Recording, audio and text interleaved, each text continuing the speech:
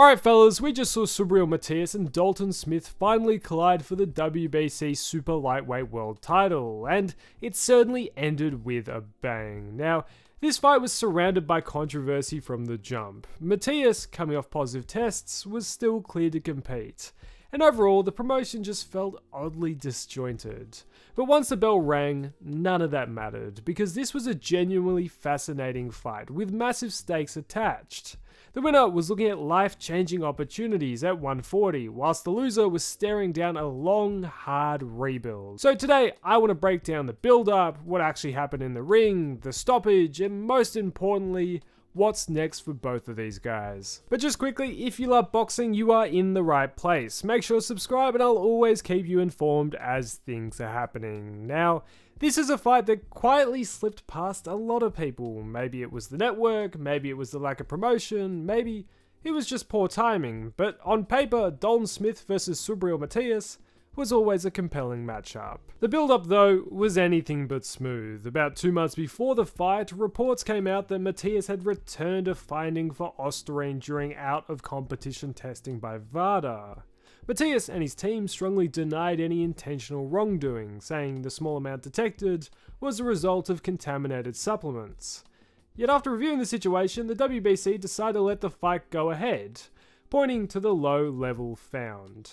Matias was still placed on probation though, which only added to further confusion and left fans pretty split on the whole situation. But the drama didn't stop there. Probably the most viral moment of the whole promotion was the back and forth between Eddie Hearn and Matias during fight week, with Hearn suggesting that justice shall be served, and Hearn's pre-fight prediction would eventually turn out to be pretty accurate. Once the bell rang though, Dalton Smith showed no fear. From the opening round, Smith took control with a sharp jab and clean right hands, repeatedly beating Matias to the punch.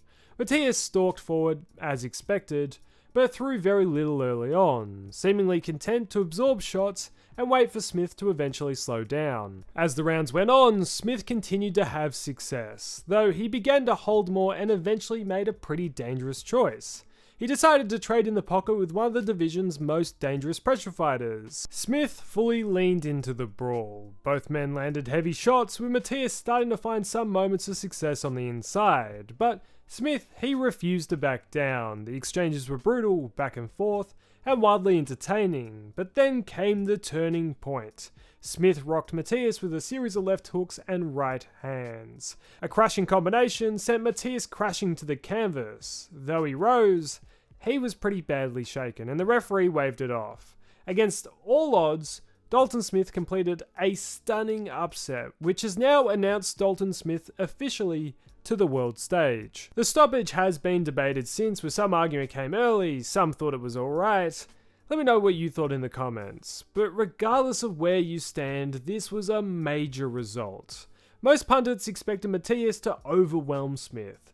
Although UK fans, you would know that Smith is no pushover. Watching a fighter go into hostile territory with everything stacked against him and produce a moment like that there is what boxing is all about. As I said before, for Smith, this win officially announces him onto the world stage. He's in one of the deepest and most exciting divisions in the sport. Next, the biggest possible fight he could find himself in is the winner of Teofimo Lopez versus Shakur Stevenson later this month. If that fight produces a clear winner, the door swings wide open for Smith to step into a massive unification bout. Although probably the most realistic option for Smith is Richardson Hitchens. With Hitchens still aligned with Matchroom and searching for a major fight, a unification against Dalton makes a lot of sense, and would be relatively straightforward to make.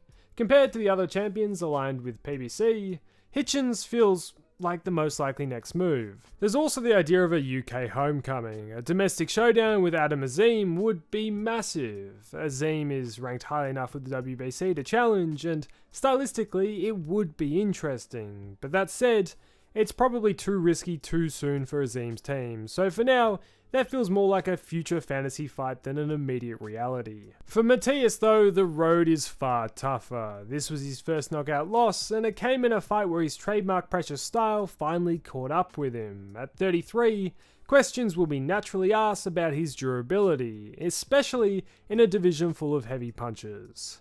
Matias has been hurt before, but this was different. Against the elite at 140, he may now be vulnerable. He was once viewed as one of the most feared men in boxing, a boogeyman, but now there's a real chance he's just seen as a beatable name, the kind top contenders target for credibility.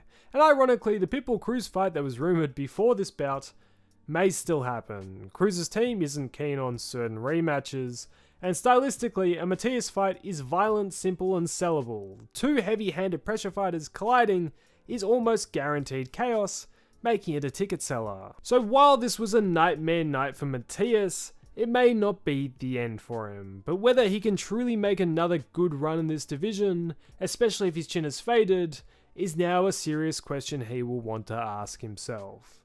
Overall though, the night belongs to Dalton Smith, a career-defining win, on the road, against a feared opponent. You can't ask for much more. The opportunities in front of him now are simply enormous. And if I had to guess what's next for him, Richardson-Hitchens feels like the most logical move. And hopefully, it's one he can bring back to the UK. But now, I want to hear from you at home. What do you think about the build-up, the fight, the stoppage, and what's next for the both of them? Drop your thoughts in the comments down below. I love to read every single one of them. If you did enjoy the video, please make sure to like and subscribe, as it really does a ton to help the channel. Thanks for watching, fellas, and as always, I'll catch you in the next one.